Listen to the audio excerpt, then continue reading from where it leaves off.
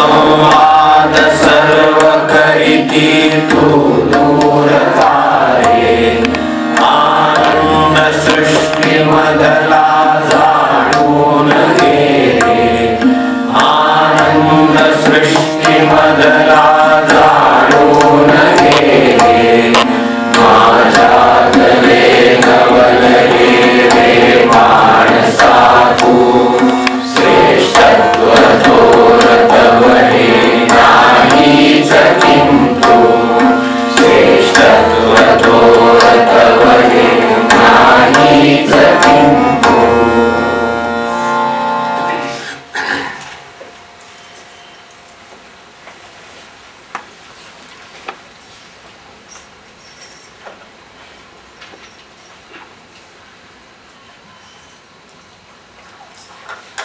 असलेलं वेगळेपण दूर करून किंवा नाहीस करून असलेल्या एकत्वाचा आनंद घेणं म्हणजे संवाद.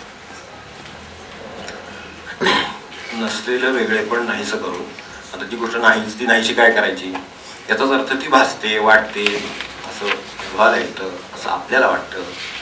म्हणून नसलेलं वेगळेपण, नसलेलं वेगळेपण नाहीच करून असलेल्या एकत्वाचा आनंद घेणं म्हणजे संवाद आहे.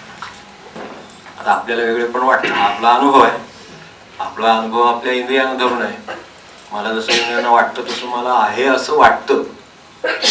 माणूस मोठा वाटतो, माणूस लहान वाटतो, माणूस दुष्ट वाटतो, माणूस जवळचा वाटतो, लांबचा वाटतो, हे सगळं मला वाटतं. तो माणूस आहे का नाही मला माहित नाही, तो माणूस तसा आहे का नाही हे मला माहित नाही. त्यामुळे खऱ्या संवादाचं मर्म आहे की ते नसलेलं आहे वेगळेपण, हे लक्षात घेणं. वेगळेपण नाही, जे दिसतंय ते बाह्य आहे, तो भेद आहे निर्माण केलेला, आणि तो भेद सुद्धा आनंद निर्माण करण्यासाठी आहे. म्हणजे एकोहम बहुश्याम असं ह्याचं कारण काय शेवटी? दोन भेद कशासाठी? अगदी स्त्री पुरुषापासून मूळ भेद निसर्गामध्ये झाले, हे कशासाठी झाले? तर त्याच्याही मागे गेलं तर भगवंताकडे कशासाठी झाले असे प्रश्न विचारत गेले लोक. हे उपनिषदातले प्रश्न आहेत, आपल्याला माहिती आहे. जर विचार करत गेलं तर आपल्याला ते पडतील. तर तितके मागे गेलं तर आपल्याला ते प्रश्न पडतील की असे भेद निर्माण का झाले? तर भेदाशिवाय माणसाला आनंद घेता येत नाही, म्हणून भेद निर्माण झाले. म्हणून त्याला राहवलं नाही, म्हणून त्यांनी भेद निर्माण केले असं त्यांनी म्हटलं. आता आपण क्षणभर विचार करू. आपल्या व्याख्या झाली, आपण हे केलं, सुरुवात केली, बरोबर आहे. पण प्रत्यक्षात आपल्याला भेद हे दुःखाचं कारण आहे. वास्तविक त्यांनी भेद निर्माण केले ते आनंदासाठी केले. दोन माणसं एकत्र आली, एकमेकांशी बोलली, त्यांना बरं वाटलं, आणि मग त्यांनी काय जेवण खाण केलं, काय असेल ते केलं समजा. तर ह्याच्यात आनंद निर्माण करण्यासाठी ते केलं होतं. ही दोन झाल्यामुळे इथे आमच्या जीवनात दुःख निर्माण झाले, याची परिस्थिती आहे. 2, 3, 4 म्हणजे दुःखाची पट, पुन्हा 5, 6, 7, 8 सगळं असं प्रकरण झालेलं आहे. मूळ काय निर्माण केलं होतं आणि कशासाठी निर्माण केलं होतं? उदाहरणार्थ भक्त आणि भगवंत, आपण ते बाकीचे हे ठेवूया, प्रपंच क्षणभर बाजूला ठेवू, त्याचाही विचार करावाच लागेल, पण तरी पण बाजूला ठेवूया. आज समजा देव इथे आहे, आता एक कोमळ प्रेमळ राम, ठीक, तो राम समोर आहे, म्हणून आपल्याला बघितल्यावर अरे हा कोमळ आहे, अरे हा प्रेमळ आहे, हा माझा आहे, हे अमुक आहे, तमुक आहे. हे केव्हा आहे? जेव्हा तो तिथे आहे आणि मी इथे आहे तेव्हा. जेव्हा तो वेगळा आहे आणि मी आहे तेव्हा. तोच मी आहे असं झालं तर कुठला कोमळ, कुठलं प्रेमळ, कुठला आनंद, कुठलं काय? भजन सुद्धा आपण करतो आहोत तर त्याच्यामध्ये सुद्धा ते दोन आहेत म्हणून आनंद आहे. ते दोन केले अशासाठी की आनंद त्यांना घेता यावा, देता यावा, याच्यासाठी केले. घेता घेता येण्याची क्रिया ही दोन असतील तर असतील. म्हणून भक्त भगवंतामध्ये आहे, भक्ता भक्तामध्ये आहे. त्याच्यामध्ये काही हे आहेत ठेवलेले, म्हणजे भेद ठेवलेले आहेत, ते मुद्दामच ठेवलेले आहेत. फक्त ते नाहीसे तुम्ही कसे करता यावर तुमचं खरं कौशल्य अवलंबून आहे. जीवनाचं कौशल्य हे जीवनातले भेद नाहीसे करून एकत्वाकडे जाण्यात आहे. जगण्यातलं कौशल्य जर काही असेल तर जगण्यातलं कौशल्य म्हणजे आपल्या दृष्टीने पैसा मिळवणं, ते काय शिक्षण करणं, अमुक करणं वगैरे अशा कल्पना आहेत आपल्या. पण खरं जगण्यातलं कौशल्य काय असेल तर भेदांच्या पलीकडे जाता येणं हे माणसाचं कौशल्य आहे. आज तुम्ही कल्पना करा, ज्ञानेश्वर माऊलींचं आपण एवढं म्हणतो, जग म्हणतं, आपण कशाला म्हणायला पाहिजे, सगळं जग म्हणतं अशी परिस्थिती आहे. तर त्यांनी काय केलं, शेवटी ते सगळ्या ह्या भेदांच्या पुढे गेले. तुमचे शास्त्रांत ते तुमचं तुम्ही सांभाळा म्हणले, त्यांनी विश्वात्मकाला भरत म्हणजे आता किती भेदांच्या पलीकडे गेले की ते त्यांना दिसतात की खळा आहे, खळांची व्यंकटेश असं करणे म्हणजे काय, ह्या सगळ्याच्या पलीकडे जाऊन त्यांनी विचार केला क्षणभर. इतके उंच गेले. म्हणजे गाव जसं आपण जसं घरामध्ये इथे तिथे हा भेद आहे, पण वर गेलेल्या माणसाला दोन्ही घरातलं कुठलं घर आपलं हेच ओळखू शकत नाही. इतकं तो उंच जसा जसं जाईल तसं तसं ते एक एक एक वाटायला लागतं. विचाराने मनुष्य जितका विशाल होईल तितकं भेद कमी होतात. विचाराने मनाने जितका उंच होईल, जितका विशाल होईल तितके भेद कमी होतात. जितका खाली येईल तितके भेद वाढत जातात. जितकं खाली येईल तेवढा. आता आपल्या घरात आपल्या एक प्रपंच आहे, माझा प्रपंच असं वाटतं, निदान आपला म्हणून तरी निदान एक आहे असं वाटतं. बाहेर गेलं तर घरात आलं की तू मी होतं, मग की नाही, तुझं मत माझं मत, मला असं करायचं तुला असं करायचं वगैरे होतं. हे कसं खाली खाली जितकं यायला लागेल तेवढे तेवढे भेद आपल्या दृष्टीत वाढत जातात. जितकं वर वर वर जाईल जेवढे विचारांनी मोठं मोठं होईल तेवढे भेद कमी होत जातात. तर ते कमी करण्यासाठी त्यांचं सगळ्या जीवनाचा आपला उद्देश आहे. तर तो हा उद्देशच मूळ लक्षात न आल्यामुळे भेद वाढवण्यातच माणसाची कौशल्य झालेले आहे. सगळे जिथे जाईल तिथे तो भेद निर्माण करतो. स्वतःला सुद्धा इतरांपासून वेगळं ठेवायचा प्रयत्न करतो. साधनेत वेगळा, ह्याच्यात वेगळा, व्यवहारात वेगळा, सत्तेने वेगळा, पैशाने वेगळा, सगळ्या प्रकाराने तो वेगळा आहे हे दाखवण्याचा त्याचा दृष्टिकोन आहे. आणि त्यामुळे दुःख निर्माण करतो हे लक्षात येत नाही. कारण भेद जिथे आहे तिथे दुःख होईल, तिथे एकत्व आहे तिथे आनंद आहे. तर अशी परिस्थिती आहे. आता आपल्यामध्ये संवादाची परिस्थिती काय आहे? तर आपल्या प्रपंचाकडे आपण तर साधारणपणे दुसऱ्याला ऐकवणं म्हणजे आपला संवाद. गेल्या वेळेला दुसऱ्या ती मुकाट्याने ऐकून घेणं म्हणजे त्यांनी संवादात सहभागी होणं. पण आपली संवादाची कल्पना काय आहे त्याच्याविषयी आपण एकदम बघू नीट काय. तर असं झालं म्हणजे माणसाला संवादाचं महत्व आहे की नाही हा प्रश्न चाललाय. आणि सृष्टी संवाद करते असं आपल्याला शेवट आहे त्यामध्ये. तर त्या दृष्टीने आपलं आहे का? आपल्या दृष्टीनं संवादाची कल्पना ही दुसऱ्याला ऐकवण्याची आहे किंवा त्यांनी ऐकून घ्यावं अशी आहे. त्यांनी ऐकलं म्हणजे किंवा त्याप्रमाणे वागलं किंवा त्याप्रमाणे केलं, त्यात सहभागी झाला म्हणजे संवाद आहे आमच्यात असं वाटतं. मागे आपल्या एकमताबद्दल बोललो होतो तसं आहे. थोडक्यात एकच मत आहे घरामध्ये, त्यामुळे एकमतच आहे. दुसऱ्याला मतच व्यक्त करून देत नाही, तर एकमतच आहे. याला सुद्धा एकमतच म्हणता येईल, पण हे काही एकमत होईल. तसं संवाद म्हणजे माझ्या सगळ्या गोष्टी तुमच्यावर लागणं आणि तुम्ही त्यात सहभागी होणं म्हणजे व्हायला लागणं. थोडक्यात म्हणजे आमच्यात संवाद आहे असं जर एखाद्याची कल्पना असली तर त्यातला विसंवाद उघड आहे. आणि तो त्या माणसाजवळ असतोच. फक्त कोणाची व्यक्त करायची लौकिक क्षमता असते किंवा नसते, ती जेवढी असेल तेवढा तो व्यक्त करतो. नसेल तर तो गप्प बसतो. मग ते बाहेर गेले की मग व्यक्त करतो. आपलं काय मंडळ वगैरे असेल तिथे जाऊन व्यक्त करतो. तर असं सगळं हे होतं. तर ह्याचा अर्थ संवादाच्या आपल्या कल्पना कशा झाल्या. आणि त्यात यामुळे काय होतं की माणसाला दुःखात भागीदार नाही आणि सुखात साथीदार नाही अशी अवस्था होती. साध्या आपण विचार केला तर हे सगळं आपल्याला प्रपंचात चालू आहे, त्याचं चाललंय. परमार्थ म्हणजे अशी काही वेगळी गोष्ट आहे असं समजायचं कारण नाही. आपलं जीवन अधिक सुंदर बनवणं म्हणजे परमार्थ आहे. तर ते करायचं म्हणजे ना, मग आता हे काय करायला पाहिजे तर हे दुःखात आपल्याला असं कोणी नाही. अनेकांना असं वाटतं दुःखात भागीदार आणि सुखात सुद्धा साथीदार हवा असतो माणसाला. समजा त्याला यश मिळालं तर 4 लोकांनी कौतुक करावं असं वाटतं की नाही. म्हणजे काय झालं म्हणजे त्याला तिथे सुद्धा साथीदार हवाच आहे. खरं सांगायचं तर संवादशिवाय माणसाचं चालत नाही. पण त्याच्या संवादाच्या कल्पना इतक्या खाली आलेल्या आहेत, इतक्या चुकीच्या झालेल्या आहेत, संकुचित झालेल्या आहेत की त्याला या संवादाचं महत्व लक्षात येत नाही. आणि म्हणून मग दुःख निर्माण होतं. तेव्हा दुःखाला जबाबदार आपण द्वैत किंवा हे सगळं वाढवण्याचं किंवा भेद वाढवण्याचं ते आहे. ते जर नसतं तर हे होणार नाही. भक्तांना सुद्धा एकमेकांच्यात, आता हे प्रपंचाचं पाहिलं, भक्तांचं पाहिलं, देवाचं आणि भक्ताचं पाहिलं, तसं भक्तांसाठी सुद्धा जर आनंद हवा असेल तर निष्ठेमधलं ऐक्य, वृत्तीमधलं ऐक्य, औदार्य, शुभेच्छा, सेवा, ध्येय, देव हे सगळं काही एक असेल तर आनंद होतो.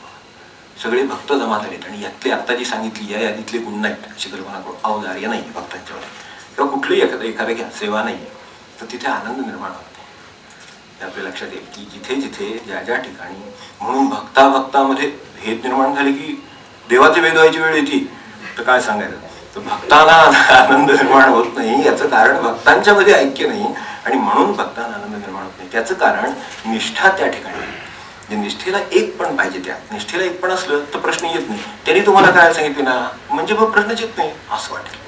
त्यांनी सांगितलं ना तुम्हाला कारण माझी त्यांच्यावर निष्ठा आहे ना, महाराजांनी तुम्हाला हे सांगितलं ना करायला, मग काय प्रश्नच येत नाही. म्हणजे काय निष्ठेचं एक पण आहे ना. एक पण जिथे नाही तिथे महाराज असं म्हणाले बरोबर आहे पण मला एकदा विचारून खात्री करू हा मग तुम्ही करा. कारण त्यांचे महाराज वेगळे असावे तर त्यांचे महाराज वेगळे असं का काही आहे किंवा आपले कोण गुरु असतील, देव असेल, काय असेल ते जर वेगवेगळे आहेत अशी कल्पना असेल तर मग भेद आहे आणि मग द्वैत आणि मग दुःख आहे. पण जर एकच असेल तर मग आनंद आहे. म्हणून निष्ठा आहे, वृत्तीतलं आहे, शुभेच्छा आहेत, ह्या सगळ्या किंवा सेवा आहे. आता ज्या ठिकाणी भक्ताला सेवेचं वळण नाही अशी कल्पना करू, तर भक्ताला सेवेचं वळण नसेल तर त्याला आनंद मिळत नाही किंवा एकत्व साधत नाही. याचं कारण असं की सेवा म्हणजेच मुळात आपल्याला शक्य असलेली झीज सोसून दुसऱ्याशी साधलेला संवाद म्हणजे सेवा. सेवाच मुळात अशी आहे की आपल्याला जी शक्य आहे ती झीज सोसून दुसऱ्यासाठी केलेलं जे काय आहे ते म्हणजे संवाद आहे. त्याच्याशी संवाद साधतो. देवासाठी आपली झीज सोसतो. वारकरी जातो, त्याला खिशात तेवढ्या तिकिटाचे पैसे नसतील का? क्षणभर विचार. इथून गोंधळाला चालत जातो, इथून पंढरपूरला चालत जातो, त्याच्याकडे पंढरपूरला जायला तिकीट नसेल अशी का आपली कल्पना आहे? पण त्याला शक्य आहे तो ती झीज तो त्याच्यासाठी सोसतो, तेव्हा ती सेवा होते आणि त्याचा आनंद होतो. इकडे वास्तविक त्याच्या पायाला फोडत, वास्तविक त्याचे पाय झिजतायत, भाजतायत, हे सगळं आहे, पण त्याला आनंद आहे कारण तो ते सेवेत आहे. आणि सेवेचं कारण ध्येय एक आहे, त्याच्या वृत्ती त्या ठिकाणी आहेत, त्याला काहीतरी त्याच्यासाठी करावंच वाटत आहे. त्याच्या परीनं तो स्वतःला जे शक्य आहे ती झीज सोसतो. आता त्याला ते झीज सोसता येत नाही, तो पैशांना सोसतो आणि जातो. त्याच्यापेक्षा झीज सोसायची समजा एकट्याची सोसण्या पण आहेच त्याच्याकडे, म्हणजे स्वतःला शक्य असलेली झीज आहे ना. स्वतःला शक्य असलेली झीज म्हणून तर काही लोकांनी स्वतःला शक्य असलेली झीज मोठी होती, अधिक शक्य आहे झीज त्यांना. मग 50 लोकांची तिकीट काढून दिली. आपण क्षणभर विचार तेच झालं, दुसरं काही नाही. त्याचा आनंद काय आहे तर त्यांना शक्य जास्त आहे म्हणून त्यांनी जास्त झीज सोसली. ज्याला शक्य कमी आहे त्यांनी स्वतःचं तिकीट काढून पंढरपूरला गेला, ते सारखंच आहे. शेवटी त्याच्या सेवेमधून सुद्धा आनंद केव्हा निर्माण होईल तर ती या पद्धतीची असेल तर की स्वतःला शक्य असलेली झीज सोसून ते केलं तर तो आनंद निर्माण होतो किंवा संवाद निर्माण होतो आणि संवादामुळे आनंद होतो. तेव्हा हे नसलेलं आहे वेगळेपण एवढं लक्षात ठेवून तरी सुद्धा खूप होईल.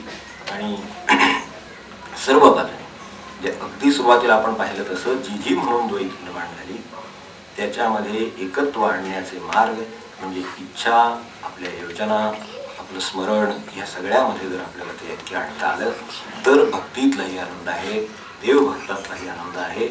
आणि अगदी साधं उदाहरण प्रपंचातलं पतीने पत्नीचं घेतलं तरी तेच आहे. तिथे इच्छाना एकपण असेल, तिथे भावनाना एकपण असेल, कृतीना एकपण असेल, सेवेला एकपण असेल तर त्या प्रपंचामध्ये आनंद असतो. आपण पाहिलं असेल इच्छेला एकपण आहे. उदाहरणार्थ एक घेऊ की अमुक एक करायचं आहे, तर मला अमुक करायचं आणि त्यांना अमुक करायचं, ती वेगवेगळी असली तर अमुक तमुक झालं की दुःख आलं. मलाही अमुकच करायचं आणि त्याने अमुकच करायचं असं जर असेल तर आनंद. आता ह्याच्यामध्ये आपण गेल्या वेळेला एक उदाहरण घेतलं की पूल असतो. संवाद हा एक प्रकारचा 2 तीरामधला पूल आहे, कारण 2 तीर इथे उघड दिसतातच आहेत आपल्याला नदीमध्ये. सृष्टीमध्ये भेद नाही, आपल्याला नदीमधून जाते म्हणून आपल्याला ऐल आणि तीर त्यात जे म्हटले ना विश्वात्मकाच्या आरतीमध्ये, त्याच्यावर आपण काही विवरण केलेलं नाही, काय करायची फारशी आवश्यकता आहे अशी वाटत नाही. पण तरी सुद्धा ते क्षुद्र, ऐल पैल वगैरे जे शब्द वापरले, क्षुद्र भव्यवाद बरं कोणाला वाटतं, ऐल पैल भासो, ते जे आहे ते आपल्या कल्पनेने विश्व आपल्याला असं दिसतं, सुष्ट दुष्ट हे आपल्याला दिसतं. तो खरोखरच सुष्ट आहे का दुष्ट माहिती नाही, मला असं दिसतं हे बघण्याचा भाव आहे. तरी सुद्धा त्याला त्याच्याकडून दिसत नाही. नदी वगैरे आपल्याला दिसतात, ऐल तीर आणि पैल तीर. मी ह्या बाजूला आहे म्हणून तो पैल तीर, मी त्या बाजूला उभा असेल तर हा पैल तीर झाला. आता हा पैल म्हणू का ऐल म्हणू असं जर एखादा अडून बसला तर त्याला काय उत्तर द्याल आपण? त्यामुळे तू कुठल्या बाजूला उभा आहेस त्याच्यावर अवलंबून आहे. हा पैल तीर म्हणू का ऐल तीर म्हणू असं जर म्हणाला तर त्याला काय उत्तर देते? एवढंच उत्तर देते, तू कुठल्या किनाऱ्यावर आहेस, तो ऐल तीर म्हणायचा, तो दुसरा जो आहे तो पैल तीर म्हणायचा. आता हेच दोघांचं असेल ह्याच्यापेक्षा काय असणार? त्यांना हे पैल तीरावर, त्यांना ते पैल तीरावर, दोघेही म्हटले तर ऐल तीरावर, दोघेही म्हटले तर पैल तीरावर आहे. आता हे असं का होतं? हे याचं कारणच आहे की ही वरून पाहिलं तर नदी हा त्या मूळ भूमी जी आहे त्याच्यावरून जाणारा एक भाग आहे. नदी हा वेगळा त्या जमिनीपासून वेगळा असलेला भागच नाही मुळात. तो एक अनेक जी सृष्टीच्या रचनांची आहे, आता टेकडी असेल एखादी किंवा एखादं काही माळ असेल किंवा काय, ही आता नदी सांगितलं नदी असेल तर ह्यांनी सृष्टी वेगवेगळी होते का? सृष्टी एकच असते. ती एक आहे म्हणून तिला आनंद आहे. आमच्याकडे नदी आहे आणि तिला 2 काठ आहेत म्हणून हे सगळं प्रकरण आहे की मग भेदाला ऐलाला पैलाला वगैरे. ऐलं पहिलं भासो, ते भासोच म्हटलेलं आहे. आयलं पहिलं भासो, ते भासतं हे लक्षात जरी ठेवलं तरी सुद्धा दोन्ही काठावर इकडे तिकडे काहीतरी पूल टाकता येतं. आता क्षणभर आपण एक विचार करू आणि थांबू, कारण गेल्या वेळेचा हा पुढे घेऊन जरा अजून एक पुढचं सुरुवात करून ठेवायची. तर पूल टाकायचं म्हटलं, संवाद हा एक प्रकारचा पूल आहे असं आपण गेल्या वेळेला म्हटलं. तर माणसाला गरजेच्या वेळेला पूल टाकता येईल का असा प्रश्न आहे. ज्या वेळेला त्याला गरज नाहीये त्यावेळेलाच पूल टाकलेला असेल तर गरजेच्या वेळेला वापरता येईल. असं एक जाता जाता फक्त सांगायचं. पूल हा इकडं एकदम समजा काही पेटलं तिकडून काय आणायचंय किंवा इकडे काहीतरी प्रसंग निर्माण झाला आणि तिकडून काहीतरी त्याच्यासाठी मदत हवी तर अशा वेळेला पुलाच्या बांधणीला सुरुवात करायला वेळ नसतो. ज्या वेळेला इकडे काही गरज नाही तिकडे काही गरज नाही त्यावेळेलाच पूल घालण्याची गरज असते. कारण ज्या वेळेला गरज पडणार त्यावेळेला इकडून तिकडे पटकन जाता येतं. तेव्हा आनंदात जेव्हा असतो किंवा सुखात जेव्हा असतो जेव्हा विवंचना नसतात किंवा काही अडचण नसते प्रसंग नसतो अशा वेळेला ज्यांनी संवाद साधलेला आहे त्यांनाच ज्या वेळेला हे सगळं उद्भवणार त्यावेळेला संवाद साधतो. एवढं संवादाचं मला लक्षात घेतलं तर हे सगळं बरोबर मला वाटतं आहे.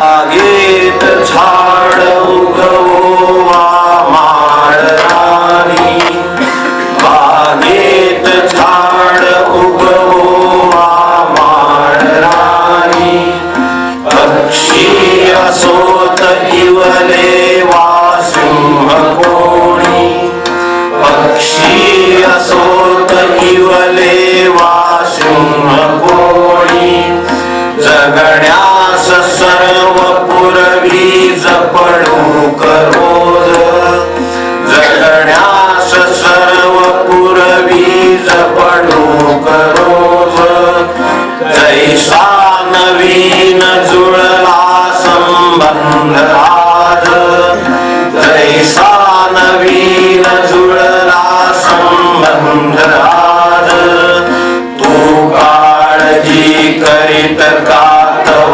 माणसांची, तू काळजी करीत का तव माणसांची, संबंध आज जुळला म्हणून त्यांची, संबंध आज जुळला समजून त्यांची, माझ्या घरी नवले रे माणसा थोर तवरे नाहीच किंतु, श्रेष्ठत्व थोर तवरे नाहीच किंतु. वेळाची होत आली 5 मिनिटं फक्त सुरुवात करून ठेवू. हे स्पष्ट आहे की अगदी अधिक स्पष्ट जर कोणी सांगितलं असेल तर कृष्णमूर्तींनी सांगितलं आहे. हे सर्व संतांनी आपापल्या परीनं जीवनावर प्रकाश टाकलेला आहे. जीवन ही वस्तू इतकी मोठी आहे की ती कुठूनच अशी सबंध प्रकाशित होणार नाही. कुठल्याही ठिकाणाहून ती एकदम प्रकाशित होणार नाही. एखादी गोल वस्तू आहे समजा पृथ्वी आहे तर कुठल्या तरी एका बाजूने आपल्याला त्याच्यावर प्रकाश टाकते. दुसरा एखादा नवीन निघाला मनुष्य तो दुसऱ्या बाजून टाकेल, तिसऱ्या बाजून टाकेल. सबंध वस्तू एका वेळेला सबंध प्रकाशित व्हायची ही कठीण आहे. जसं आपल्या आयुष्याचं आहे सबंध आयुष्य हे अशा तऱ्हेचं आहे की त्याच्यावर कुठून तरी प्रकाश पडतो. त्यातले हे सगळ्या वेगवेगळ्या बाजूने टाकलेले हेच होत आहेत. त्याच्यातली ही जपणुकीचा हा प्रकार आहे, ही बाजू आहे त्याची की माणसाची जपणुकीची परिस्थिती आहे का. सृष्टीची अशी आहे की एवढासा पक्षी असला किंवा प्रचंड मोठा सिंह असला की जो सगळी सृष्टी खाऊन टाकेल, एवढी काय पशुसृष्टी असेल किंवा पक्षीसृष्टी असेल ती खाऊन टाकेल, एवढा तऱ्हेचा सिंह असला तरी सुद्धा त्याला सुद्धा जगण्यास सर्व पुरवी जपणूक रोज. सिंह आहे दुसऱ्याला खातो म्हणून त्याला टाकून दिला असं नाही, पक्षी दुबळा आहे म्हणून त्याची काळजी घेतली नाही असंही नाही. तर काय आता ह्याच्यापेक्षा मोठे फरक आपल्याला तरी असायचे. कोणाचा जीव चिमणीसारखा असतो असा काही असतो आणि कोणाचा सिंहासारखा असतो असेल तरी सुद्धा जपणुकीची गरज ही जितकी पक्षाला आहे तितकीच सिंहाला असते. प्रश्न एवढाच आहे की ती कोणत्या प्रकारची जपणूक आहे हे ओळखायची माझी तयारी आहे का. ती जर तयारी असेल तर मनुष्य दुसऱ्याची जपणूक करू शकतो. त्याला त्याची गरज असते. जशी मला माझ्या जपणुकीची गरज असते तशी दुसऱ्याला सुद्धा त्याच्या जपणुकीची गरज असते. काहीतरी ठेवलेलंच आहे कमी. कारण सिंह जरी झाला तरी सुद्धा आपल्याला माहिती नव्हतं नाही सोडवलं त्याला. आपण लहान मुलं गोष्ट सांगतो असं आहे ना शेवटी की जरी काही झालं तरी सुद्धा शेवटी एखाद्या उंदराची सुद्धा मदत त्याला लागू शकते. इतपत जपणूक त्याची उंदीर एखादा साधासा एखाद्या सिंहाची करू शकतो. एवढं आहे तर सृष्टीमध्ये कुठेतरी कमी ह्या प्रत्येक ठिकाणी असेलच ना, तेच जपायचा प्रश्न आहे. ते काय कमी असेल ते आपण जपलं तर त्याच्याकडून तेच होतं नेमकं की जे आपलं कमी आहे ते जपलं जातं. जसं संवादाचं एक महात्म्य आहे तसं जपणुकीचं आहे. आणि ते जर समजून घ्यायचं असेल, काय झालंय जमान्याची परिस्थिती वेगळी आहे आजची, की आज दुसऱ्याची जपणूक करण्यापेक्षा दुसऱ्याचा वापर करणारी संस्कृती निर्माण झाली. ही अडचण आहे मोठी. आता तो सारोपान सांगतो, दुसऱ्याचा वापर करणारी संस्कृती आहे. याच्यावर पुढच्या वेळेला विचार करून आपणच या आणि नंतर बघू आपण त्याच्यावर काय करायचं ते. इथे जपणुकीचा प्रश्न आहे, तिथे वापराचा प्रश्न आहे. आज म्हणजे दुसऱ्याला वापरेल काय असेल ते स्वार्थतेचे, काय पैसा असेल, सत्ता असेल, हे असेल ते असेल, ते सगळं वापरलं की बघून दिलं अशी परिस्थिती झाली. आणि इकडे जपणुकीची मात्र सृष्टीमध्ये रचना आहे आणि म्हणून ती आनंद देते आणि हे सगळं दुःख निर्माण करते. त्याच्यात आपल्याला काय करता येईल हे आपण शोधून ठेवावं. जपणुकीचं एक साधं सूत्र फक्त सांगून ठेवतो आणि थांबतो ह्याच्यासाठी, की आपल्याला दुसऱ्याची किंमत स्वतःपेक्षा जास्त वाटली म्हणजे त्याला जगवण्यासाठी लागणाऱ्या ज्या कृती आपण करतो त्याला आपण जपून घेतो. पण आपल्याला आपल्यापेक्षा दुसऱ्याची किंमत जास्त वाटत तेव्हा ही जपणूक शक्य आहे, एवढं लक्षात ठेवू. म्हणून याचा अर्थ असा नाही की दुसऱ्याची जपणूक केली तर माझं काय होईल, तुमची जपणूक होईल. जो 10 जणांचं करेल त्याचं राम करेल असं महाराज म्हणतात, ते तेच. फक्त हा राम कोणाच्या तरी रूपाने उभं राहून करेल एवढा फरक आहे, यापेक्षा काय नाही. राम करेल तर राम करेलच, तो कसं करेल तो कसं करेल, तुम्हाला काय करायचंय इतकं होईल, एवढं शक्य आहे. तर हे त्यांनी जे सांगून ठेवलं ते आपल्या भक्तीच्या भाषेमध्ये सांगितलं, हे अगदी शुद्ध भाषेमध्ये सांगितलं आहे. तर आता ते कसं आणखीन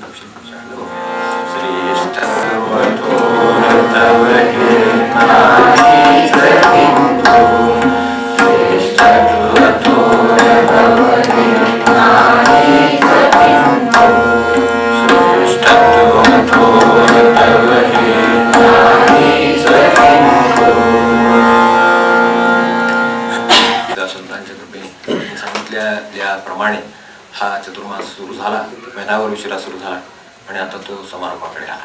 आपण 25वा हे आता पाहिलेलं आहे. 26 पर्यंत ही पद आहे. शेवटचं पद त्या दिवशी येत आहे आणि समारोपाचं निरोपाचं पद आहे ते पण येते शेवटी. तर ते असं पुढच्या शनिवारी शेवट होणार 22ला. त्या दिवशी तिथीनं महाराजांची पुण्यतिथी आहे, तारखेनी पुण्यतिथी आहे, तारखेनी आहे 22 डिसेंबरला. त्यामुळे ते अनायासच शनिवारी सगळं आलेलं आहे आणि त्यांनी ते बरोबर कधीपासून तरी त्याची योजना केली असेल म्हणून ते बरोबर तिथे येऊन थांबत आहे. तर 25ची काय राहिलं असेल थोडंसं, ते 26चं हे आणि 27 हा समारोप आहे, त्याच्यावर काही कॉमेंट नाही आहे. तर त्यामुळे 26चं विवरण हे शेवटच्या श्लोकाचं त्यातलं विवरण पदाचं हे पुढच्या शनिवारी योजलेलं आहे. ते त्यांनी आता इतकं पार पाडून घेतलं तेव्हा तेही त्यांनी पार पाडून घ्यावं ही त्यांच्या चरणी प्रार्थना आहे. तर त्यासाठी पुढच्या शनिवारचा कार्यक्रम मात्र जरा लवकर सुरू व्हायचा आहे, शनिवार आपला उपासनेचा. आणि त्या दिवशी ह्याची सांगता आहे, या सृष्टी संदेशांची सांगता आहे, चतुर्मासाची आपल्या दृष्टीने सांगता आहे. तर हे सगळं व्हावं यासाठी आपण त्या दिवशी जरा थोडं जर लवकर सुरू करू शकलो म्हणजे 5ला जग नेहमीप्रमाणे सुरू होईल आणि 5:30ला हे सुरुवात करावी लागेल. कारण पहिलं हे संपायला सगळं एक 15-20 मिनिटं लागतील. आपला जो नेहमीचंही चाललंय ते म्हणजे 26व्याचं विवरण होईल आणि ते झालं की 27वा नुसता म्हटला जाईल म्हणजे आपलं विवरणाचं पूर्ण झालं, चतुर्मासाची उपासना झाली आणि ती झाल्यानंतर पहिल्यापासून शेवटपर्यंत एकदा 27 सगळी म्हणायची. तर ह्यासाठी पुढे 1.25 तास लागेल. तर हे साधारण 5:30ला सुरू केलं तर 6ला हे आपलं संपूर्ण म्हणण्याचं एकदा कार्यक्रम बोधपाठाचं जसं वाचन केलं होतं तसं एकदा सगळ्या ह्याचं परत एकदा समालोचन करूया. आणि त्यासाठी थोडं वेळेचं आपल्याला कल्पना देऊन ठेवली की 5:30ला बरोबर सृष्टी संदेशचं पुढचं एकदम सुरू होईल. त्याच्या आधी 10 मिनिटं इथं नामस्मरण आणि एखादं पद वगैरे सुरुवातीचं एवढं होईल. 5:30ला बरोबर सृष्टी संदेश सुरू होईल. तर आपण शक्यतो 5ला जमलं तर पुढच्या वेळेत होतं तर यावं अशी विनंती आहे. पुढे 10-15 मिनिटं ठेवून या, कारण शेवटी सांगता म्हटल्यावर तिला थोडंसं प्रसादाचं टच असल्याशिवाय बरं वाटत नाही. तो टच देण्यापुरताच प्रसाद ठेवावा याची कल्पना आहे. आपण जसं मागे खिचडी ठेवली होती प्रसादाची तशी त्यावेळेला जाताना खिचडी द्यावी अशी अपेक्षा आहे. खिचडी कॉफी काय शक्य असेल ते तर तो प्रसाद देऊन